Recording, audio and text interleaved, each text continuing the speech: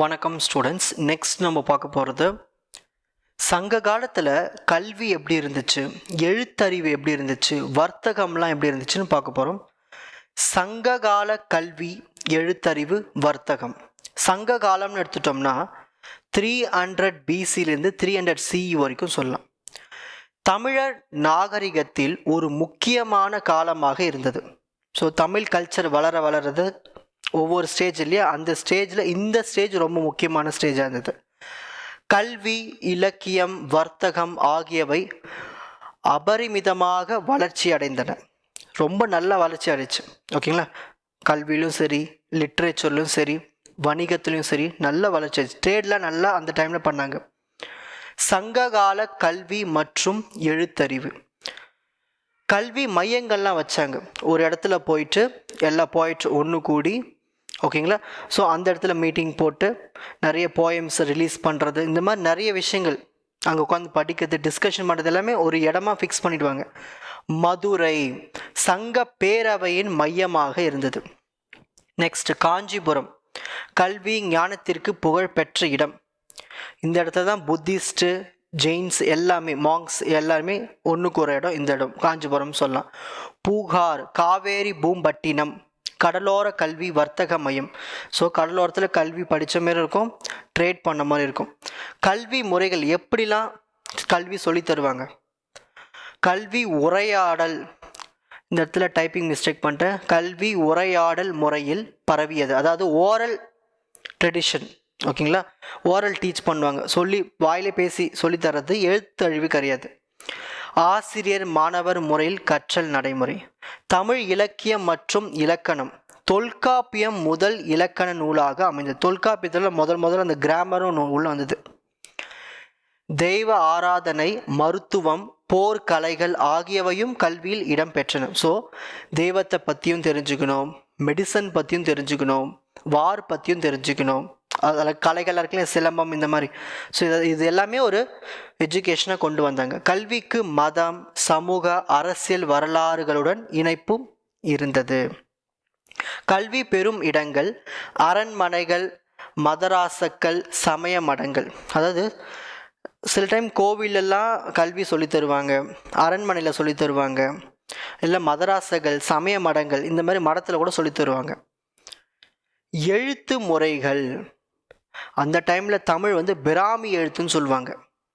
ஓகேங்களா, இப்போ லேட்டஸ்ட் மாறிச்சு தமிழ். அந்த காலத்தில் பிராமி எழுத்துக்கள் இதெல்லாமே நம்ம கல்வெட்டுகளில் பார்க்கலாம்.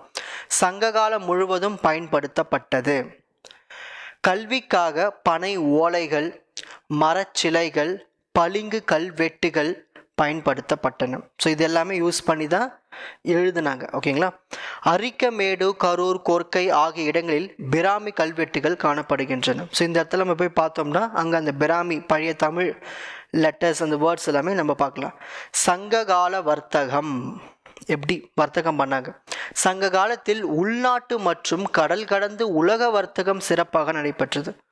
உள்ளேயும் வர்த்தகம் பண்ணாங்க, கோஸ்டல் ஏரியாஸ்லையும் வர்த்தகம் பண்ணாங்க, ஸ்டேட் விட்டு ஸ்டேட்டும் பண்ணாங்க, கடல் கடந்தும் போய் பண்ணாங்க. இதனால் தமிழ் வளர்ச்சி அடைந்தது.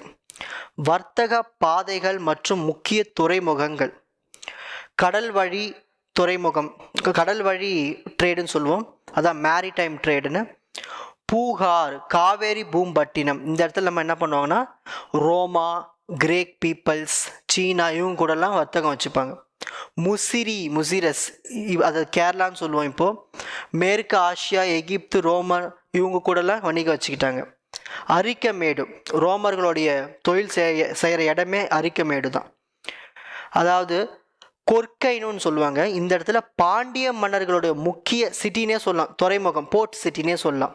ஓகேங்களா, இந்த இடத்துல முத்துலாம் ட்ரேட் பண்ணுவாங்க. நிலை வழி ஓவர்லேண்டு ட்ரேடு. வட இந்தியாவின் மகத, காஞ்சி, வங்காளம் போன்ற பகுதிகளுடன் வர்த்தகம். ஸோ இந்தியாவுக்குள்ளேயே வட இந்தியாவில் வச்சுக்கிட்டாங்களே வணிகம். ஹரியானா, ராஜஸ்தான், மத்திய ஆசிய பகுதிகளுடன் குதிரை, யானை, ஆடைகள் இதெல்லாம் வர்த்தகம் பண்ணிக்கிட்டாங்க. முக்கிய ஏற்றுமதி பொருட்கள் என்னென்னலாம் ஏற்றுமதி பொருட்கள் பண்ணுவாங்கன்னா மசாலா பொருட்கள், மிளகு, லவங்கம், ஏலக்காய், ஓகேங்களா, முத்து மற்றும் பவளம் கொர்க்கையில் இருந்து ஏற்றுமதி. கொர்க்கைனது பாண்டியானுடைய ஒரு சிட்டி. ட்ரேட் பண்ணுற சிட்டி. அங்கே இருந்து தான் ஏற்றுவாங்க முத்து பவளம்லாம். பருத்தி துணி இதெல்லாம், பருத்திக்கு ஃபேமஸே உறையூர் தான். அந்த இடத்துல தான் தயாரிப்பாங்க நிறைய பருத்தி, காட்டன். இரும்பு ஆயுதங்கள் இது எல்லாமே போருக்கு தேவையான கருவிகள்லாம் தயாரிப்பாங்க. மரம், கரும்பு, நறுமண பொருட்கள் இது எல்லாமே தென்னிந்தியாவிலேருந்து கடல் தாண்டி ஏற்றுமதி பண்ணி அனுப்புவாங்க. சரி, அப்படி என்னெல்லாம் இறக்குவாங்க? இறக்குமதி, முக்கிய இறக்குமதி பொருட்கள் ரோமன் நாணயங்களை இறக்குமதி பண்ணுவாங்க. தமிழகம் முழுவதும் காணப்படும் தங்கம், வெள்ளி நாணயங்கள்லாம் இருக்கு இல்லையா, அது எல்லாமே. ரோமா வைன் அண்டு கண்ணாடி பொருட்கள் எல்லாமே இறக்குமதி பண்ணுவாங்க. சங்க இலக்கியத்தில் குறிப்பிடப்படும். இதெல்லாம் எப்படி நம்மளுக்கு தெரிஞ்சதுன்னா, சங்க காலத்தில் எழுதின அந்த போயமில், லிட்ரேச்சரில், இந்த மாதிரி விஷயங்களில் தான் நம்மளுக்கு தெரிய வந்தது. பட்டு துணிகள் சீனாவில் இருந்து இறக்குமதி பண்ணாங்க. அரபு குதிரைகள் இதெல்லாமே போருக்கு பயன்பட்டன. இதெல்லாமே அரபு நாட்டிலேருந்து இறக்குமதி பண்ணாங்க. முடிவுரை: சங்க காலத்தில் தமிழ் கல்வி வளர்ச்சி அடைந்து இலக்கியங்கள் உருவாகின. தமிழ் பிராமி எழுத்து கல்வியிலும் வர்த்தகத்திலும் முக்கிய பங்கு வகித்தது. தமிழர்கள் கடலோர வர்த்தகத்திலும் நிலை வர்த்தகத்திலும் சிறந்து விளங்கினர். கோஸ்டல் ஏரியாஸும் சரி, நிலத்திலும் சரி, நல்லா ட்ரேட் பண்ணாங்க.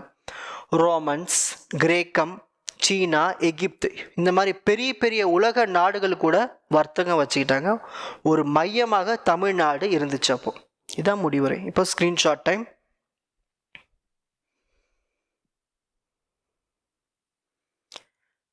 தமிழில் சங்ககால கல்வி, எழுத்தறிவு மற்றும் வர்த்தகம்.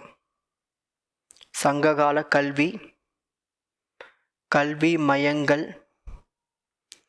கல்வி முறைகள்,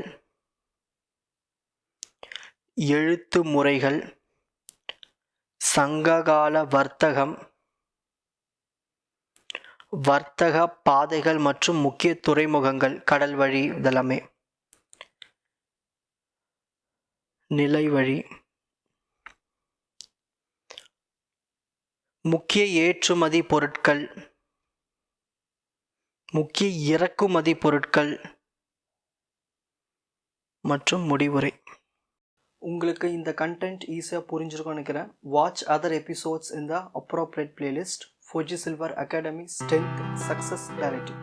வணக்கம்.